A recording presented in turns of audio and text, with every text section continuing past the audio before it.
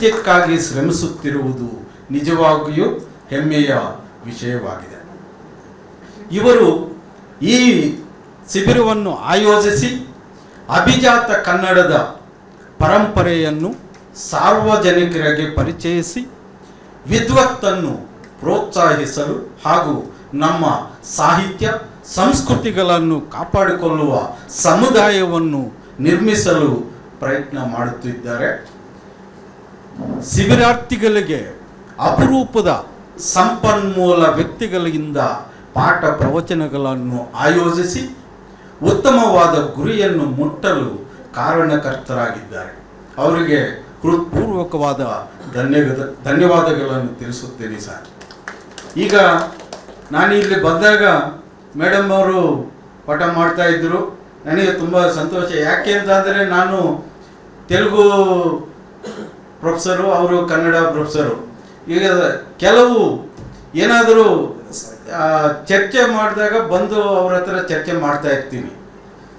ಈ ಕನ್ನಡದ ಸೊಂಪು, ಕಾವ್ಯದ ವಿಶಿಷ್ಟತೆ, ಕವಿಗಳ ವಿಭಿನ್ನದ ಶೈಲಿ ಮತ್ತು ಇಂಥವು ಅವರು ಇಲ್ಲಿ ಹೇಳ್ಕೊಡ್ತಾ ಇದ್ರು. ಯಾಕೆಂದರೆ ನಾವು MA ಓದ್ತಾ ಇರುವಾಗ ನಮ್ಮ ತಂಗಿರಾಲ ವೆಂಕಟ ಸುಬ್ಬಾರಾವ್ ಅವರು ಪದ್ಯವನ್ನು ಹೇಗೆ ಓದಬೇಕು ಅಂತ, ಯಾಕೆಂದರೆ ಅದು ತರಗತಿನಲ್ಲಿ ಹೇಗೆ ಪದಗಳ ವಿಭಜನೆ ಇರ್ತಾ ಇತ್ತು, ಆ ರೀತಿ ಪದ್ಯವನ್ನು ಓದಿಸ್ತಾ ಇದ್ರು. ಹಾಗೆ ಇಲ್ಲಿ ಸುಮಾರು ಇವರು ಪ್ರಾಧ್ಯಾಪಕರು ಮಾತಾಡ್ತಾ ಇದ್ರು. ಸಂಸ್ಕೃತದ ಶಾಸನದ ಸಾಹಿತ್ಯಗಳು, ವೇರಗಳು ಸಂಶೋಧಕರಿಗೆ ಹೇಗೆ ಅನುಕೂಲ ಆಗುತ್ತೆ ಅಂತ, ಹಾಗೆ ಪ್ರಾಜೆಕ್ಟ್ಸ್ ತಗೊಂಡು ಟ್ರಾನ್ಸ್ಲೇಷನ್ ಮಾಡಬೇಕು, ಕನ್ನಡ ಸಾಹಿತ್ಯವನ್ನು ಅನುವಾದ ಮಾಡಬೇಕು ಅಂತೆಲ್ಲ ತಿಳಿಸ್ಕೊಟ್ಟಿದ್ದಾರೆ. ಹಾಗೆ ಈಗ ನಮ್ಮ ಸಾಹಿತ್ಯವನ್ನು ಹೆಚ್ಚಿನ ಭಾಗ ಪದ್ಯ ಗದ್ಯಗಳಿಂದ ಕೂಡಿದೆ. ಈ ಪದ್ಯ ಭಾಗವನ್ನು ಹೇಗೆ ಓದಬೇಕು, ಈಗಿನ ವಿದ್ಯಾರ್ಥಿಗಳು ಪದ್ಯ ಅಂದರೆ ತುಂಬ ದೂರ. ಯಾಕೆಂದರೆ ವಚನ ಇದ್ದರೆ ಸಾಕು, ಓದ್ಕೊಂಡು ಡಿಗ್ರಿ ತಗೊಳ್ಳೋಣ ಅಂತ. ಇಲ್ಲ, ಅದು ಆಗಲ್ಲ. ಅದರಿಂದ ಈ ಪದ್ಯಗಳನ್ನು ಸಂದರ್ಭಕ್ಕೆ ಅನುಗುಣವಾಗಿ ಅರ್ಥ ಮಾಡ್ಕೋಬೇಕು ಅಂತ. ಯಾಕೆಂದರೆ ದೇಶ ಸುತ್ತು ಕೋಶ ಓದುವಂಥ ಗಾದೆ ಇದೆ. ಯಾಕೆಂದರೆ ದೇಶ ಸುತ್ತಿದ್ರೆ ಯಾವ ರೀತಿ ಜನ ಇರ್ತಾರೆ ಅಂತ, ಅದೇ ಕೋಶ ಹೋದರೆ ಯಾವ ರೀತಿ ಪದಗಳು ಇರ್ತವೆ, ಅದಕ್ಕೆ ಅರ್ಥ ಏನು, ಯಾವ ಪದವನ್ನು ಆ ಪದ್ಯದಲ್ಲಿ ಜೋಡಣೆ ಮಾಡಬೇಕಾಗುತ್ತೆ ಅನ್ನೋದು ನಮಗೆ ಅರ್ಥ ಆಗುತ್ತೆ. ಹಾಗೆ ಈಗ ನಮ್ಮ ತೆಲುಗಿನಲ್ಲಿ ಅಲಸಾನಿವಾರಿ ಅಲ್ಲಿಕ ಜಿಗಿಬಿಗಿ ಅಂತಾರೆ. ಹಾಗೆ ನಮ್ಮ ಕನ್ನಡ ಈ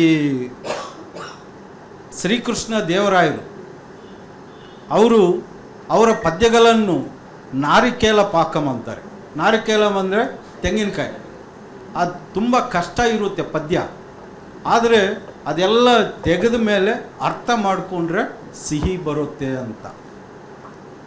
ಈ ರೀತಿ ಈ ಸಾಹಿತ್ಯವನ್ನು ಓದುವವರು ಕಡಿಮೆ ಆಗ್ತಾ ಇದ್ದಾರೆ ಅಂತ ಈಗ ಈ ರೀತಿಯ ಈ ಶಿಬಿರಗಳು ತುಂಬ ಅನುಕೂಲ ಆಗ್ತಾ ಇದೆ.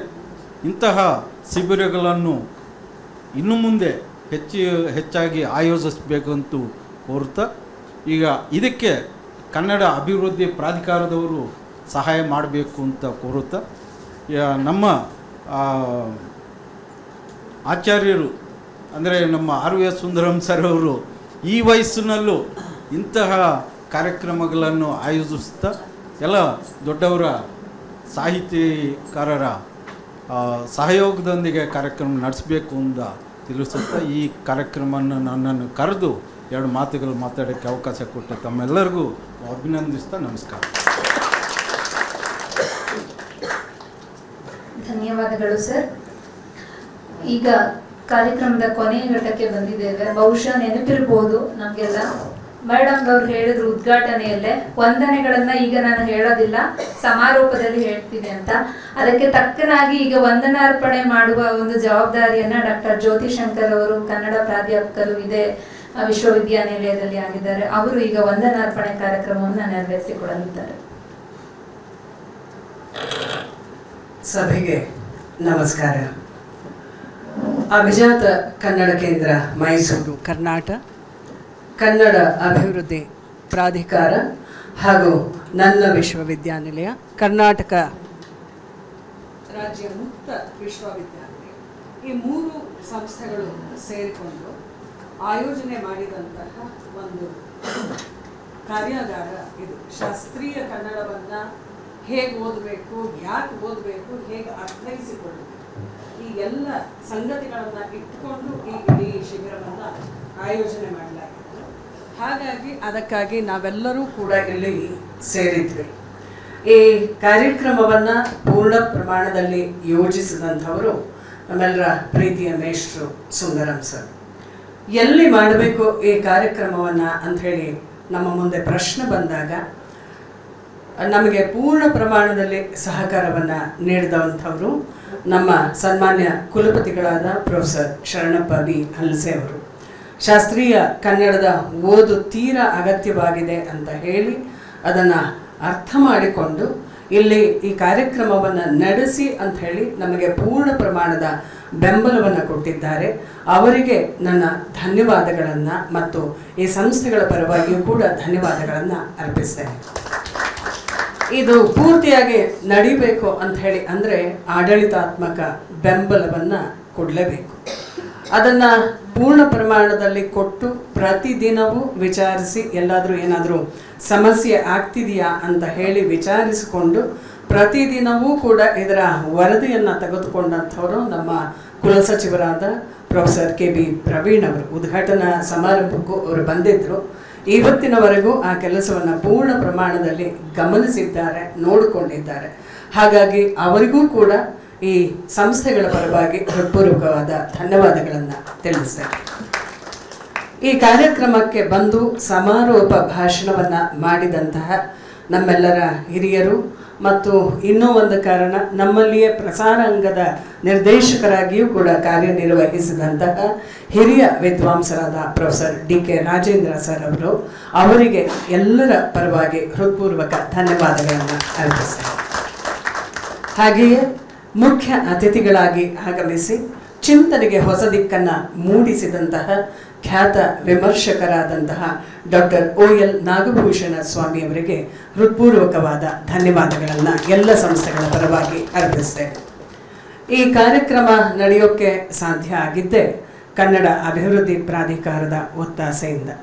ಪ್ರೊಫೆಸರ್ ಪುರುಷೋತ್ತಮ ಬಿಳಿಮಲೆಯವರ ಹಾರೈಕೆ ಮತ್ತು ನಮ್ಮ ಜೊತೆಗೆ ಈಗಿದ್ದು ಬಹಳ ಗಂಭೀರವಾಗಿ ಈ ಶಿಬಿರದ ಮತ್ತು ಆಲೋಚನೆಯ ದಿಕ್ಕು ಎತ್ತ ಕಡೆಗೆ ಸಾಗಬೇಕು ಅನ್ನುವುದನ್ನು ತುಂಬ ಸ್ಪಷ್ಟವಾಗಿ ಮತ್ತು ನೇರವಾಗಿ ಹೇಳಿದಂಥವರು ಕನ್ನಡ ಅಭಿವೃದ್ಧಿ ಪ್ರಾಧಿಕಾರದ ಕಾರ್ಯದರ್ಶಿಗಳಾದ ಡಾಕ್ಟರ್ ಸಂತೋಷ್ ಹಾನ್ಗಲ್ ಅವರು. ಅವರಿಗೆ ಹೃತ್ಪೂರ್ವಕವಾದ ಧನ್ಯವಾದಗಳನ್ನು ಅರ್ಪಿಸ್ತಾ ಇದ್ದೇನೆ. ಮತ್ತು ಈ ಕಾರ್ಯಕ್ರಮದ ಅಧ್ಯಕ್ಷತೆಯನ್ನು ವಹಿಸಿಕೊಂಡಂಥವರು ನಮ್ಮ ಕರ್ನಾಟಕ ರಾಜ್ಯ ಮುಕ್ತ ವಿಶ್ವವಿದ್ಯಾನಿಲಯದ ಅಧ್ಯಯನ ಕೇಂದ್ರಗಳ ಡೀನ್ ಆದಂತಹ ಡಾಕ್ಟರ್ ಎಂ ರಾಮನಾಥಂ ನಾಯ್ಡು ಅವರು ಈ ಕಾರ್ಯಕ್ರಮಕ್ಕೆ ಮಾತ್ರ ಅಧ್ಯಕ್ಷರು. ಈ ಕಾರ್ಯಕ್ರಮ ಇಲ್ಲಿ ನಡೆಯೋದಕ್ಕೆ ಪೂರ್ತಿಯಾಗಿ ಜೊತೆಯಾಗಿ ನಿಂತುಕೊಂಡು ಪತ್ರದ ಬರವಣಿಗೆಯಿಂದ ಹಿಡಿದು ಇಲ್ಲಿ ನಡೆಯುವವರೆಗೆ ಎಲ್ಲ ಜವಾಬ್ದಾರಿಯನ್ನು ನಿರ್ವಹಿಸಿದಂಥವರು ನಮ್ಮಲ್ಲಿ ತೆಲುಗು ವಿಭಾಗದ ಅಧ್ಯಕ್ಷರು ಆದಂತಹ ಹಿರಿಯರು. ಅವರಿಗೂ ಕೂಡ ಹೃತ್ಪೂರ್ವಕವಾದಂತಹ ಧನ್ಯವಾದಗಳನ್ನು ಅರ್ಪಿಸೋಣ. ಮತ್ತು ವಿಶೇಷ ಧನ್ಯವಾದಗಳನ್ನು ನಮ್ಮ ಕರ್ನಾಟಕ ರಾಜ್ಯ ಮುಕ್ತ ವಿಶ್ವವಿದ್ಯಾನಿಲಯದ ಸ್ಟುಡಿಯೋನ ಎಲ್ಲ ಕಾರ್ಯನಿರ್ವಹಿಸಿದ ಪ್ರತಿಯೊಬ್ಬರಿಗೂ ನಾನು ಹೇಳಲಿಚ್ಛಿಸ್ತೇನೆ. ದಯಾನಂದ್ ಅವರು, ಸಿದ್ದೇಗೌಡ ಅವರು ಮತ್ತು ನಮ್ಮ ರಾಮು ಮತ್ತು ಎಲ್ಲ ಸಿಬ್ಬಂದಿ ವರ್ಗ. ಯಾಕಂದರೆ 2 ದಿನ ರಜೆ ಇದ್ದಾಗಲೂ ನಮ್ಮ ಮಾದರಿಯಲ್ಲೇ ಬೆಳಗ್ಗೆ 9:30 ಇಲ್ಲಿಗೆ ಬಂದು ಎಲ್ಲವನ್ನು ಮುಗಿಸಿ ಹೊರಟಿದ್ದಾರೆ. ದಯಾನಂದ್ ಅವರು ಹೇಳಿದ್ರು 3 ಎಪಿಸೋಡ್ಗಳು ರೆಡಿಯಾಗಿದೆ, ಹೋಗಿ ನೋಡೋಕ್ಕಾಗದೇ ಇರೋದ್ರಿಂದ ಅದನ್ನು ಯೂಟ್ಯೂಬ್ಗೆ ಹಾಕಿಲ್ಲ. ನಾಳೆ ಮಧ್ಯಾಹ್ನದ ಹೊತ್ತಿಗೆ ಯೂಟ್ಯೂಬ್ನಲ್ಲಿ ಮೊದಲ 3 ಎಪಿಸೋಡ್ಗಳನ್ನು ಈಗಾಗಲೇ ಅವರು ಎಡಿಟಿಂಗ್ ಮಾಡಿ ಸಿದ್ಧ ಮಾಡಿದ್ದಾರೆ. ನಿಮ್ಮೆಲ್ಲರಿಗೂ ನಮ್ಮ ಧನ್ಯವಾದಗಳು. ನಮ್ಮ ಪತ್ರಿಕಾ ವರದಿಗಾರರೆಲ್ಲರೂ ಕೂಡ ಈ ಕಾರ್ಯಕ್ರಮಕ್ಕೆ ಆಗಮಿಸಿ ಇದರ ಸಂಪೂರ್ಣ ವರದಿಯನ್ನು ನೀಡಿದ್ದಾರೆ. ಅವರಿಗೆ ನಾನು ವಿಶೇಷವಾಗಿ ಕೃತಜ್ಞತೆಗಳನ್ನು ಸಲ್ಲಿಸ್ತೇನೆ. ಮತ್ತು ನೀವಿಲ್ಲದೆ ಈ ಕಾರ್ಯಕ್ರಮ ಇಲ್ಲ. ಹಾಗಾಗಿ ಇಲ್ಲಿಗೆ ಆಗಮಿಸಿದ ಎಲ್ಲ ಈ ಶಿಕ್ಷಣಾರ್ಥಿಗಳಿಗೆ, ಶಿಬಿರಕ್ಕೆ ಭಾಗವಹಿಸಿದಂಥ ನಿಮ್ಮೆಲ್ಲರಿಗೂ ಕೂಡ ಹೃತ್ಪೂರ್ವಕವಾದಂತಹ ಧನ್ಯವಾದಗಳನ್ನು ತಿಳಿಸ್ತೇನೆ.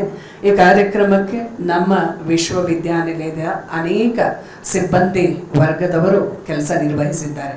ಈ 3 ದಿನಗಳಲ್ಲೂ ಅವರಿಗೆ ಮತ್ತು ನಮ್ಮ ಹೊಟ್ಟೆಗೆ ಒಂದಷ್ಟು ತಂಪನ್ನು ಕೊಟ್ಟಂತಹ, ಅಡಿಗೆ ಮಾಡಿ ಬಡಿಸಿದಂತಹ ಅವರಿಗೆ ಮತ್ತೆಲ್ಲರಿಗೂ ಕೂಡ ಧನ್ಯವಾದಗಳನ್ನು ಹೇಳ್ತಾ ಗೌರವ ಸಮರ್ಪಣೆಯನ್ನು ಮಾಡಬೇಕು ಅಂತ ಹೇಳಿ ಪ್ರೊಫೆಸರ್ ಸುಂದರಂ ಸರ್ ಅವ್ರನ್ನ ಕೇಳ್ಕೊಳ್ತೇನೆ.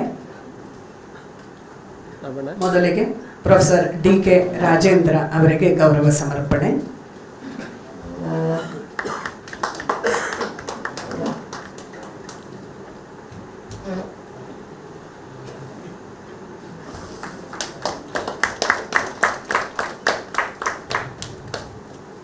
ಪ್ರೊಫೆಸರ್ OL ನಾಗಭೂಷಣ್ ಸ್ವಾಮಿ ಅವರಿಗೆ ಗೌರವ ಸಮರ್ಪಣೆ ಮಾಡಬೇಕು ಅಂತ ಹೇಳಿ ಕೇಳ್ಕೊಳ್ತೇನೆ.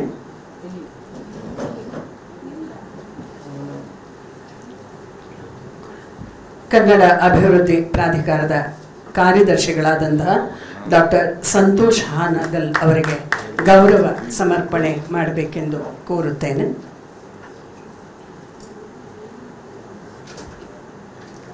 ಈ ಎಲ್ಲ ಕಾರ್ಯಕ್ರಮಗಳನ್ನು ನಮ್ಮ ಬೆನ್ನ ಹಿಂದೆ ನಿಂತು ನಡೆಸಿಕೊಟ್ಟಂತಹ ನಮ್ಮ ಅಧ್ಯಯನ ಕೇಂದ್ರದ ಡೀನ್ ಆದಂತಹ professor M Ramanathan Naidu sir ಅವರಿಗೆ ಈ ಎಲ್ಲ ಸಂಸ್ಥೆಗಳ ಪರವಾಗಿ ಗೌರವವನ್ನು ಸಮರ್ಪಣೆ ಮಾಡ್ತಾ ಇದ್ದಾರೆ.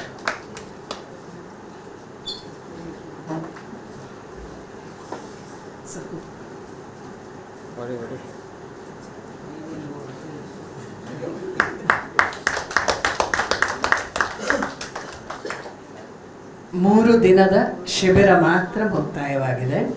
ಕನ್ನಡದ ಓದು ಆರಂಭ ಆಗಿದೆ. ಹಾಗಾಗಿ ಈ ಓದು ನಿಮ್ಮೆಲ್ಲರ ನಡುವೆ, ನಮ್ಮ ಮನಸ್ಸುಗಳಲ್ಲಿ ಜ್ಞಾನದ ದೀಪ್ತಿಯನ್ನು ಬೆಳಗಲಿ ಅನ್ನುವುದು ನಮ್ಮೆಲ್ಲರ ಆಶಯ. ಅದಕ್ಕೆ ಇಂಬಾಗುವಂತೆ ಈ ಎಲ್ಲ ಉಪನ್ಯಾಸಗಳನ್ನು ಆಯೋಜನೆ ಮಾಡಲಾಗಿತ್ತು. ಹಾಗಾಗಿ ಮುಂಬರುವ ದಿನಗಳು, ದಸರೆಯ ದಿನಗಳು, ಕನ್ನಡ ರಾಜ್ಯೋತ್ಸವದ ಹೊತ್ತು ಮತ್ತು ದೀಪಾವಳಿ, ಕನ್ನಡದ ದೀಪಗಳನ್ನು ನಿಮ್ಮ ಮನೆಯಲ್ಲಿ ಬೆಳಗಿ ಅದು ನಿಮ್ಮ ಜ್ಞಾನದ ಶಾಖೆಯಾಗಿಯೇ ಬೆಳಗಲಿ ಅಂತ ಹಾರೈಸ್ತಾ ಈ ಕಾರ್ಯಕ್ರಮವನ್ನು ಇಲ್ಲಿಗೆ ಸಂಪನ್ನಗೊಳಿಸೋಣ. ಮತ್ತೆ ಭೇಟಿಯಾಗೋಣ. ನಮಸ್ಕಾರ.